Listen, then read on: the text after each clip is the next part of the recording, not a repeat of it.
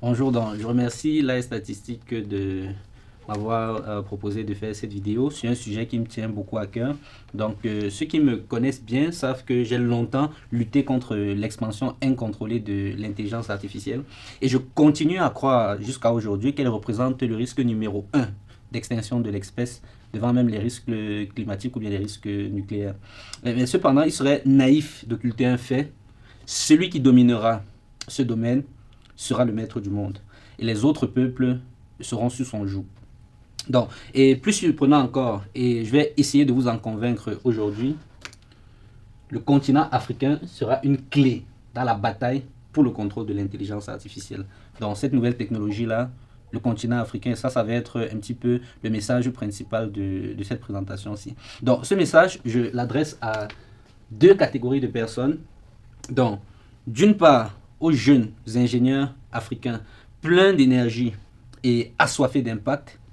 Donc, en fait, je suis ici pour essayer de mettre en lumière les combats qui, selon moi, en valent la peine et pour mettre en garde contre les distractions. Donc, ça va être ça. Et d'autre part, je veux aussi parler aux entrepreneurs qui ont d'ores et déjà le pouvoir de mise en place concret de l'implémentation de certaines stratégies dont je vais parler principalement dans cette vidéo. En fait, je trouve que les entrepreneurs africains sous-estiment beaucoup l'investissement dans l'économie de la connaissance en général. Donc, pas juste l'intelligence artificielle, mais toute l'économie de la connaissance. Et c'est bien dommage parce qu'il faut constater qu'au XXIe siècle, les données coûtent plus cher même que le pétrole. Donc, par exemple, même que les raffineries, des choses comme ça. Et pour s'en convaincre, en fait, il suffit d'observer que les entreprises les mieux cotées aujourd'hui en bourse sont celles qui vendent les données finalement. Donc, si vous regardez les boîtes de la Silicon Valley comme Meta, donc l'ancien Facebook, Google, bref, tous les GAFAM, tout ça, ils valent beaucoup plus cher que des compagnies même comme Total. Et donc, en fait, il faut beaucoup investir dans l'économie de la connaissance parce que c'est dans ce domaine-là que se retrouvent en tout cas au XXIe siècle tous les enjeux principaux géostratégiques et même économiques. Donc ça c'est pour mon message et je vais commencer en vous parlant de l'IA, l'intelligence artificielle. Beaucoup de gens disent aujourd'hui que l'IA c'est le futur, mais en réalité ils ont tort.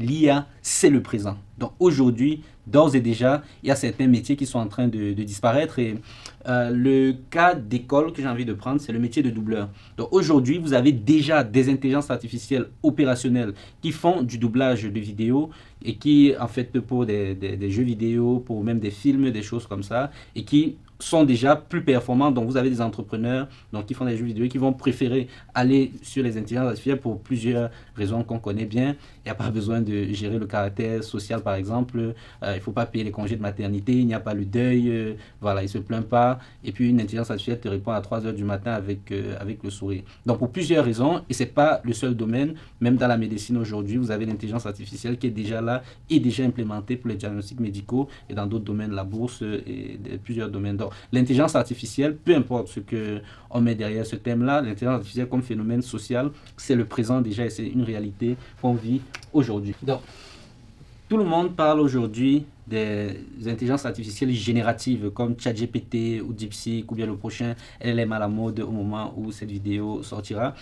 Pourquoi? Parce que ce sont des intelligences artificielles visibles, impressionnantes et presque magiques. Donc, elles vont réveiller en nous des peurs archaïques, donc celles d'un robot qui pense mieux que nous. Mais en fait, tout cela, ce sont des distractions. La forme d'IA la plus dangereuse et qui transforme le monde, c'est celle qui agit dans l'ombre. Il s'agit des systèmes de recommandation. Ce sont des IA qui ne créent pas de contenu, mais elles décident de ce que vous voyez, de ce que vous lisez, de ce que vous croyez. 90% de l'information que vous consommez en ligne va être filtrée par une intelligence artificielle que vous ne contrôlez pas. TikTok, YouTube, Google, Facebook, tout ça. Ce sont des plateformes en fait qui façonnent votre vision du monde en décidant de ce qui est mis en avant et de ce qui est enterré. Elles ne peuvent pas tout vous montrer, doivent forcément faire un choix. Par exemple, YouTube téléverse un siècle de vidéos par jour. Il y a un siècle de vidéos qui est téléversé sur YouTube par jour. Et donc, la vraie question, c'est qu'est-ce qu'il faut sélectionner, mais la question, c'est qui décide de ce qui mérite d'être vu. Parce que celui qui en décide dirige le monde. Donc, s'il y a générative, c'est un outil, les systèmes de recommandation sont une arme. Donc, Maintenant, je vais parler un petit peu de géopolitique. Donc, il y a cette citation célèbre. Donc, celui qui domine l'IA domine le monde. Et en fait, la bonne grille de lecture pour analyser dans les questions liées à l'intelligence artificielle, et en fait, les questions liées au 21e siècle, c'est le géopoliticien Simi Brzezinski. Donc, il a écrit cet ouvrage, Le Grand Échiquier. Et un élément, un concept qui ressort, c'est que globalement, bon, en fait, il a conjecturé, et c'est déjà quelque chose qui est en train de se voir, c'est que le passage du 20e siècle au 21e siècle sera le passage du pouvoir des hautes autorités vers le bas peuple, donc directement de manière verticale vers la manière horizontale, ce qui est permis justement par les différents réseaux. Donc, et c'est à ce niveau que l'Afrique entre en scène. Et donc, je vais aborder ce qui est peut-être pour moi le concept le plus fondamental que je voudrais que vous rentriez avec ici aujourd'hui, parce que c'est à ce niveau que l'Afrique entre en scène.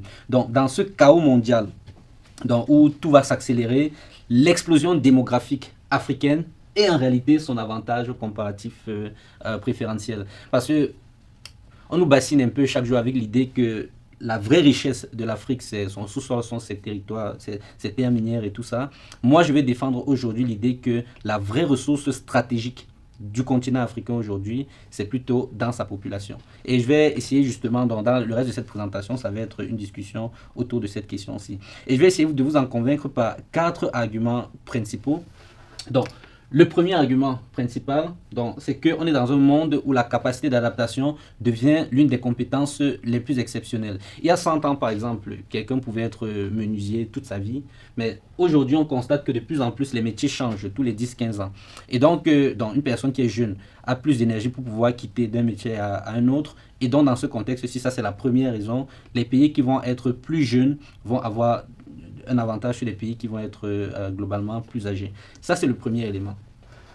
Donc, le deuxième élément, c'est que si on analyse toujours dans le contexte d'aujourd'hui, il faut qu'on constate que les écarts intellectuels se réduisent. Donc, à cause des intelligences artificielles génératives, une personne qui a une formation minimale, et vraiment il y a des études là-dessus, vraiment sur la médecine même, d'une personne avec des connaissances, des compétences minimales, si il est très doué en prompting, le prompting c'est l'art de communiquer avec les intelligences artificielles génératives pour obtenir un certain résultat, alors en termes de résultats, il est capable de performer parfois même mieux que des experts. C'est très choquant ce que je dis là, c'est très brutal, c'est très violent, mais c'est une réalité, c'est que les écarts intellectuels se réduisent. Et donc le continent africain peut avoir une chance là-dedans de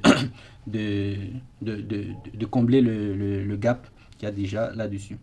Donc, la troisième raison fondamentale, c'est que dans un constat qu'on fait aujourd'hui, c'est que le modèle occidental est à bout de souffle. Et ça, c'est un constat qui avait déjà été fait depuis le XXe siècle, les années 1930 et pour le coup, René Guénon, c'est un occidental. Donc, dans la crise du monde moderne, un ouvrage qu'il faut absolument lire et dévorer. Donc, il a constaté que le désordre moderne, il a constaté une recrudescence de crises, des crises partout, des crises économiques, des crises politiques, des crises. Aujourd'hui, on pouvait même dire crise sanitaire là en 2020, donc toutes sortes de crises qui marquaient pour lui le déclin de l'Occident. Tout ça serait expliqué par quelque chose qu'il appelle le règne de la quantité. Bref, donc le modèle occidental, il va être aujourd'hui à bout de souffle. Et donc, justement, l'idée d'utiliser certaines valeurs africaines pour contourner certains problèmes qu'on pourrait retrouver aujourd'hui. Justement, parmi les biais qu'il y a dans les intelligences artificielles génératives, ce sont celles qu'on retrouve puisqu'elles vont être entraînées sur les données trouvées sur Internet, les données occidentales, de vision du monde occidental. Et dans ce contexte, une vision différente pourra apporter un paradigme qui permet de contourner les différents biais éthiques. Donc ça, c'est la troisième raison pour laquelle le continent africain pourra avoir un mot dans ce qui va être l'intelligence artificielle générative. Et puis la quatrième, qui est peut-être pour moi la raison la plus fondamentale, c'est qu'on est aujourd'hui dans ce que j'appelle le troisième grand hiver de l'intelligence artificielle. Donc peut-être, on va dire que c'est un grand mot, etc.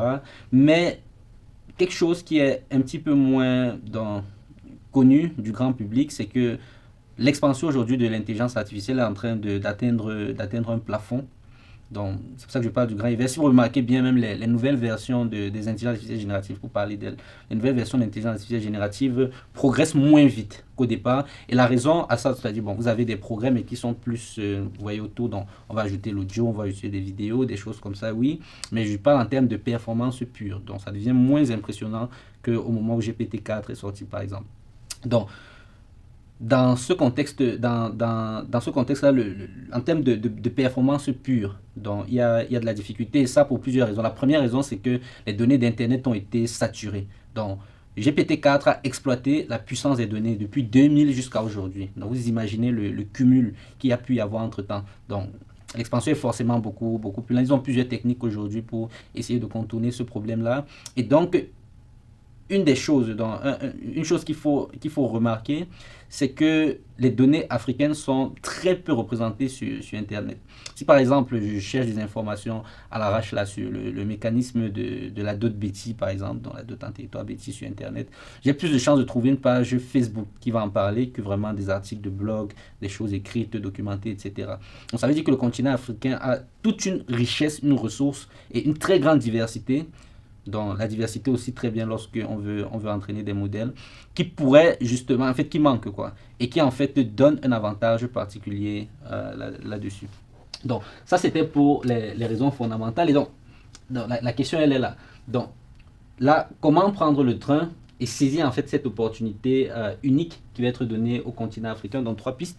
Donc la première c'est, bon, bien entendu, former un nombre massif d'ingénieurs en IA, donc du point de vue technique déjà, c'est-à-dire comment produire de nouvelles techniques d'apprentissage profond ou bien d'autres affaires, et puis aussi du point de vue éthique, donc pour construire des IA qui vont être plus éthiques.